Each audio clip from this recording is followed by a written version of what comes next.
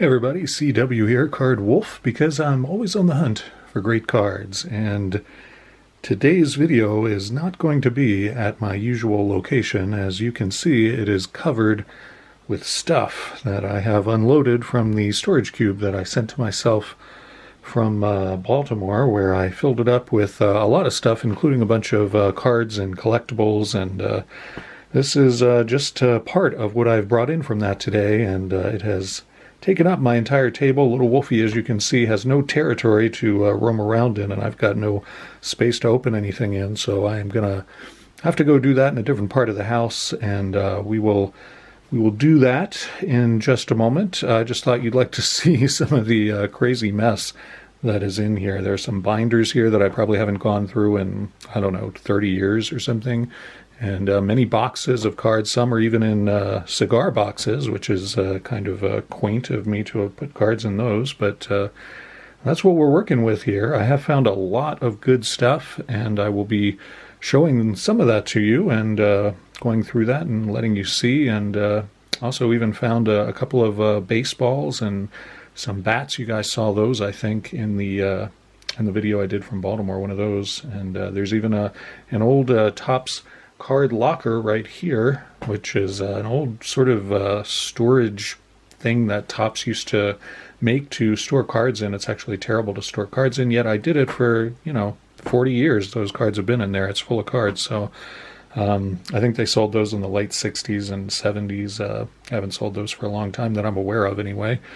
So yeah, this is the first big load of stuff I've brought in and brought right to my office table here, so that I could go through it and figure out just what is here. I did find this kind of comical, to me anyway. This is a box of cards, and I won't flip it over. It has my old address on it, but apparently this is postmarked 1986, and apparently in 1986 it cost 72 cents to mail a box of cards of this size. It costs about $4 or maybe even more now, depending upon where in the country you're mailing it to. I found that comical, but maybe others will not.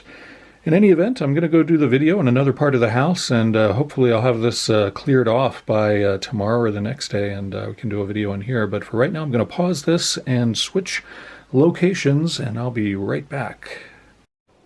And as you can see, here we are at our other venue. This is the dining room table at my house, which will look familiar to those of you who have watched the channel for a while, because I sometimes do collection breaks out here when the box is much too big for my usual space in my office. And as you can see, this is not going to be a card video. For the very first time, we're doing a comic book based video here. I'm responding to Cole's Comic Claims, who has asked people to list their 10 favorite villains and show a comic book cover for each villain.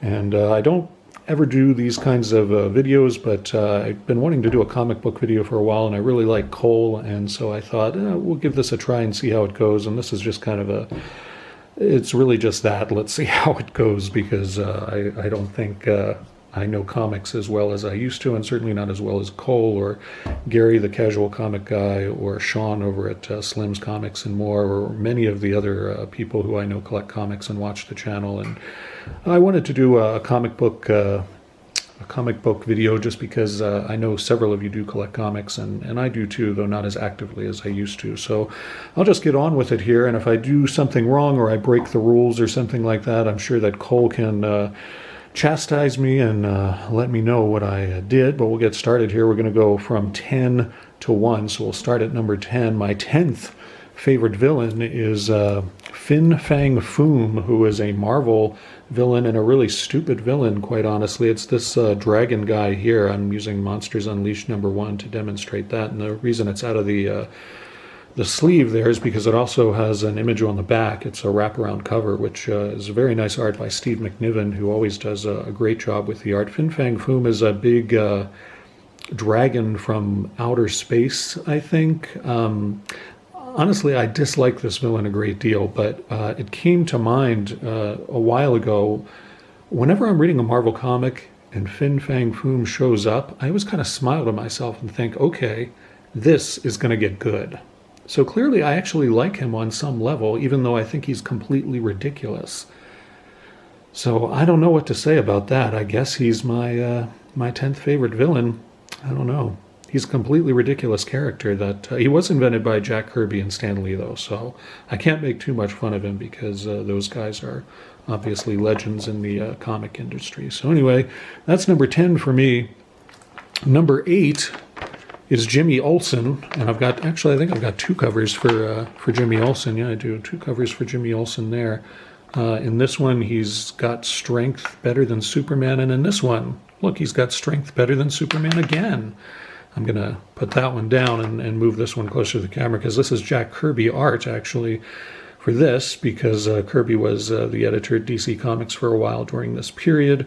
And, yeah, so there you go. Beautiful Kirby machinery here, as always. And, of course, all of the people look like they're small mountain trolls or something. I don't know. He got into this thing where he just drew people really weirdly in the 70s there for a while, but... Anyway, Jimmy Olsen is my 9th favorite villain, and I know you guys are just chomping at the bit right now saying, but wait, Card Wolf, you're confused, as you often are. Jimmy Olsen's not a villain. Au contraire, viewer, Jimmy Olsen is Superman's worst villain, and if you don't understand that, then you don't understand Superman, because Jimmy Olsen is a menace.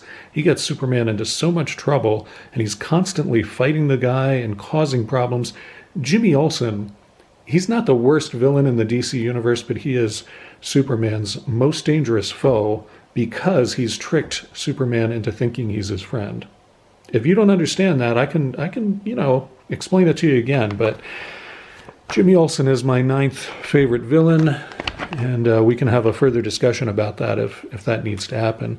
My 8th favorite villain is the Demon Etrigan from the DC universe, and got 2 covers for that too. And as I said, Cole, I know on some of these I'm doing 2 covers, and you can tell me if that's breaking the rules too much for you to even include this video in your countdown of videos, or I don't know how you're doing this, but whatever you do when you do something like this. Anyway, the Demon Etrigan is a great villain in the DC universe. These are also Kirby covers. And Etrigan is... He's a villain, but he also sometimes tries to help people. I like villains that are kind of, on the fence about, am I a villain or am I actually trying to help people? I really like villains like that, and so the Demon Etrigan gets my vote for that.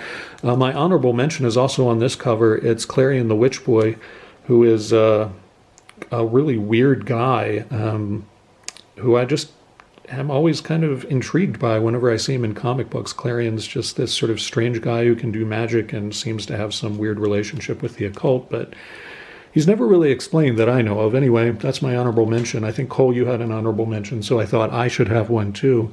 And in this one, the demon is unleashing every terrible thing your mind can think of. Can you take it? I'm not sure I can. If you were unleashing every terrible thing my pancreas could think of, maybe I could handle that, but not my mind. No, sir.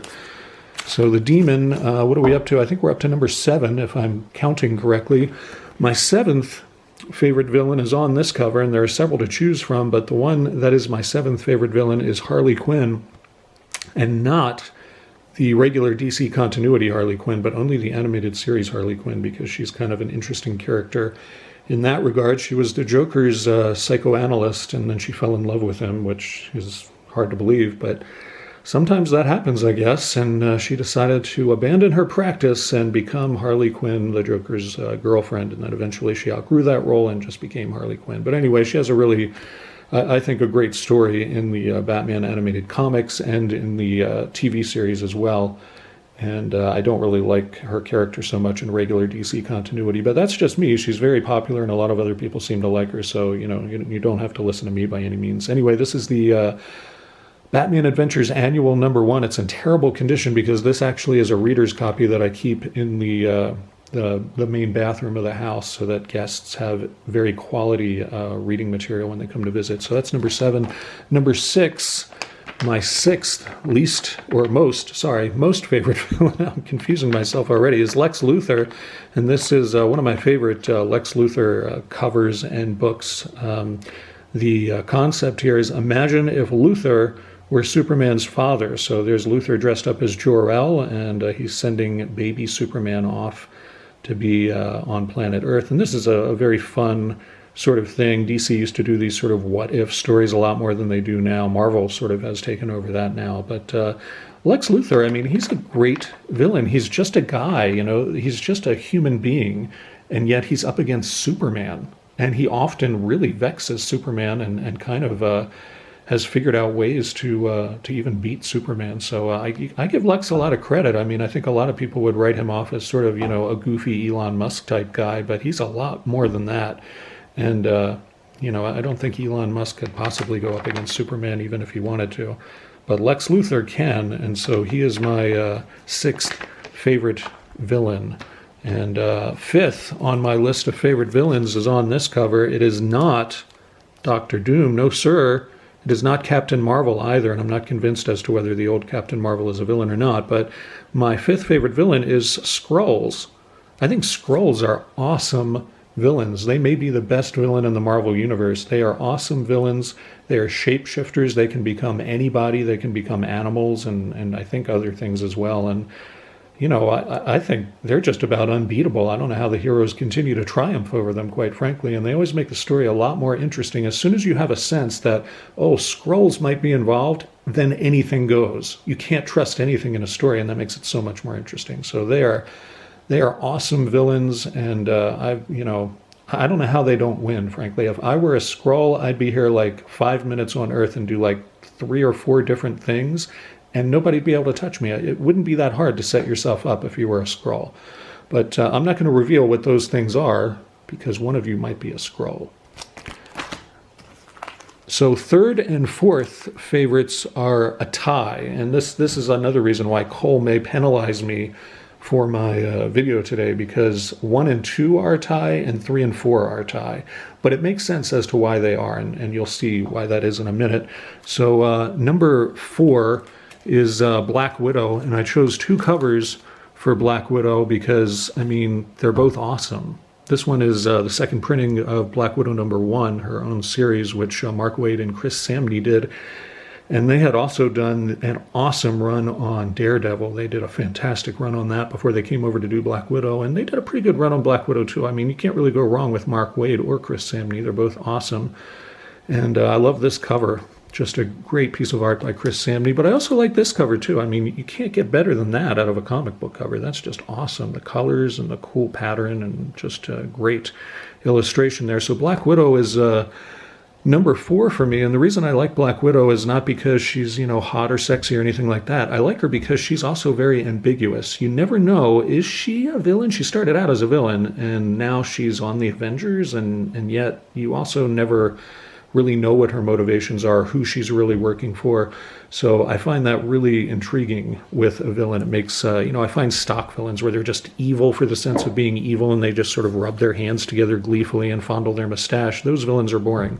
The ones who actually, you know, seem to be making a choice and have a lot of backstory, they're a lot more interesting. And so I consider Black Widow to be a villain, and I consider her to also be a hero, and that's kind of very interesting to me. And she's tied for the 3rd spot and the 4th spot with Catwoman, who, you'll understand, is the same way. She is also sort of very ambiguous. She started out as definitely a villain for Batman. For many, many years, for decades, really, she was a villain and one of the main villains in the Batman Rogues Gallery. But then she kind of started playing both sides, and then she got married to Batman, and, you know, I don't even understand how that happened. But anyway, Catwoman is also a very intriguing character to me because she seems capable of anything. She seems to switch sides a lot, and I really like that one. I chose this cover because there are a lot of Catwoman covers, but I chose this one because I like, you know, the Jay Lee art. He's also an artist you can't really go wrong with, and I thought this was really cool because you don't usually see her with Superman, and here she is kind of trying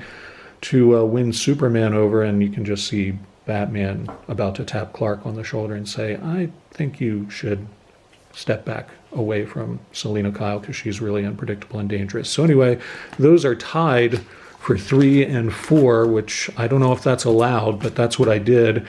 And then tied for number 1 and 2 are Rachelle Ghoul and his daughter Talia. Rachelle Ghoul's my favorite villain of all time. I think I've said that before on the channel. I think he's coming up out of the Lazarus pit here, and I chose this cover. This is a really kind of goofy 3D lenticular cover. I chose this for the goofiness factor. I mean, this is just, I mean, I don't remember. And it's also issue 23.3. I mean, what is that even? I don't know. DC Comics does weird stuff. I don't even understand anymore. But anyway, it's a cool cover. It's and you know, Batman looks like he's tied up back there.